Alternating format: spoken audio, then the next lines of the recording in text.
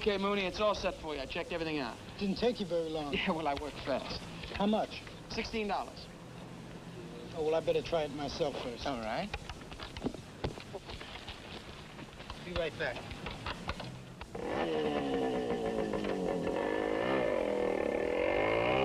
Rodney? Rodney? Hey, Princess, how are you? Fine, thank you. Come to visit you. Well, how nice. Can we wait inside? It's a bit windy out. Yeah.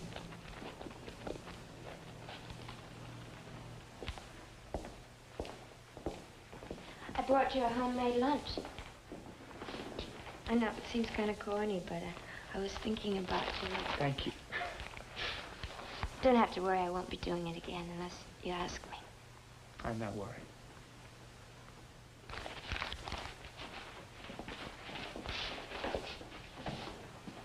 Pretty good. Thank you.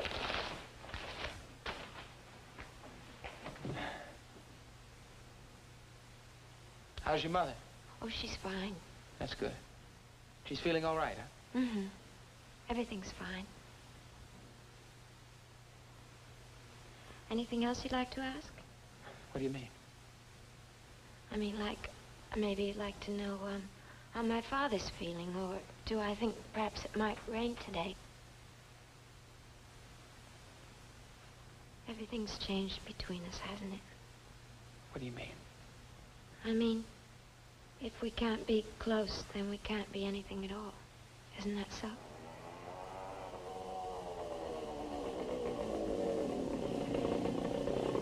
No, that isn't so. Here. But if it starts missing again, I'll be back. 10, 11, 12, 13, 14, 15, 16. Thank you very much.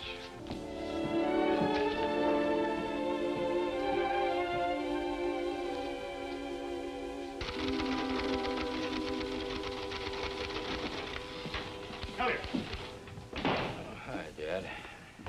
You won't believe this, but the doggonedest thing happened to me today. What? Says he, leaning closer to hear his father's every word. Let me tell you. Fella came in, he bought this and that, and then he offered me $40 for my rocking chair. You know, the one I sit in over by the stove? Yeah, I know. Just plopped $40 into my hand, reached out and almost took it out from under me, so to speak. Yeah, if you don't watch out, you're going to find yourself in the furniture business. Yeah, I guess they associate rockers with old New England. Now, if I can get another one for $20, that'll be a pretty good profit, huh? Yeah, I'm jabbering away, and you're thinking about something. What is it? Got a poisoned pen letter here about Ann Howard. Well, file that in the wastebasket. Well, that's not all there is to it. Mike Rossi just called. He says Dr. Morton got one about it, too. Oh? And the courageous author seems to feel that the lady shouldn't be allowed to work with children. She's a physical therapist, you know. Are these anonymous letters? Yeah. Strange. A girl comes into town and things get all stirred up.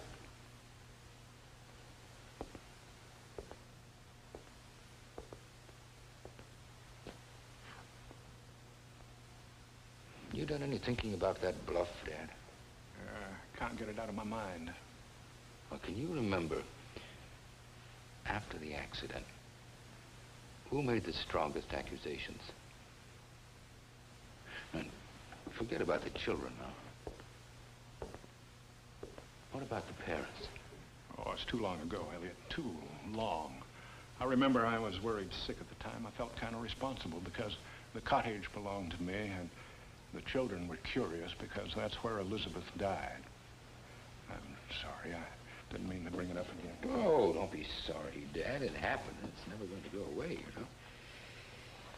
Oh, I can just see those people that accused me of killing Elizabeth.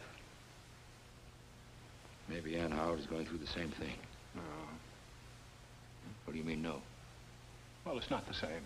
All those people, the children, the parents, could they all be wrong?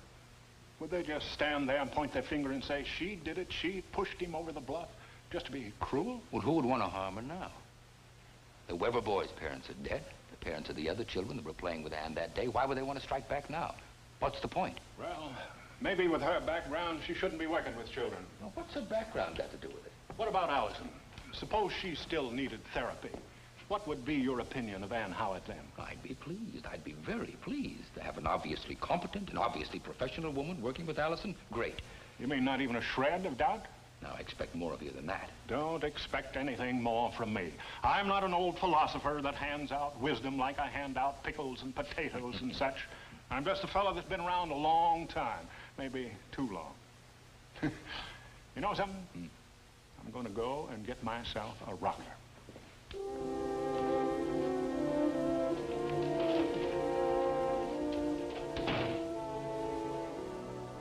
17 years. Has it been that long? 17 years ago this summer. Well, that's going to take some remembering. Well, I don't expect you to remember the exact details moment by moment. I remember some of the things that happened, but the fact is I have a bad memory. Me too. But it finally came back to me. I had to admit to Miss Howard that although I accused her of pushing your brother off the bluff, the truth was I didn't actually see her do it. That kind of puts you in a funny spot, doesn't it? It did. Well, all I remember is she pushed Chris off the bluff. You saw her do it? Yes, I think so. But you have me worried. This Miss Howard. Why is she trying to raise such a thing about this? Chris is blind. It's too bad, but there's nothing we can do about it. He's not in the greatest shape, but he's going through college, and he's doing a good job of it. Is somebody giving Miss Howard a hard time about this? No, nobody's bothering her.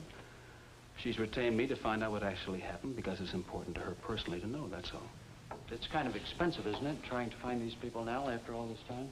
Yes, it is. If it means so much to her, you start asking the questions, and if I can remember, I'll help you.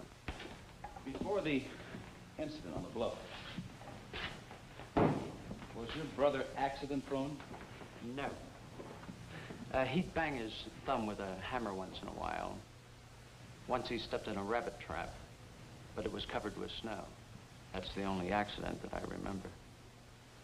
Of all the kids playing on the bluff that day, were any of them hostile toward your brother? No, he was a good kid. He still is a good kid. Yeah, you read your book. The president of my brother's fan club. Did Chris have any prior medical history of dizziness or fainting spells? No, not that I remember. Okay, Lee. Thanks for your cooperation. Forget it. Listen, if I do remember anything, I'll give you a call. Appreciate that. Does this investigation mean that you're going to go question my brother about what happened? I mean, he has enough problems as it is without bringing this up again. Well, I understand that. But I'm afraid I might have to question him. I might not have any other choice. Well, supposing after this whole thing's over, you find out that Miss Howard really did it. Well, she knows that's a possibility. She still wants to find out the truth. Well, I guess we have to give her credit for that, don't we? Thanks again, Lee. Mrs. Weber?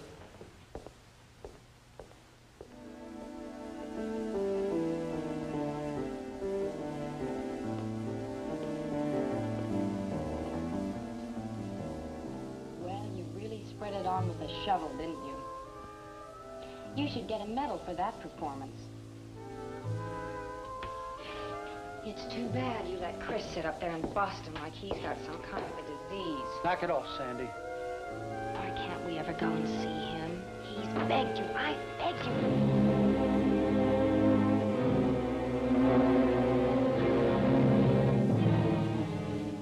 you. You sure know how to get involved in other people's business, don't you?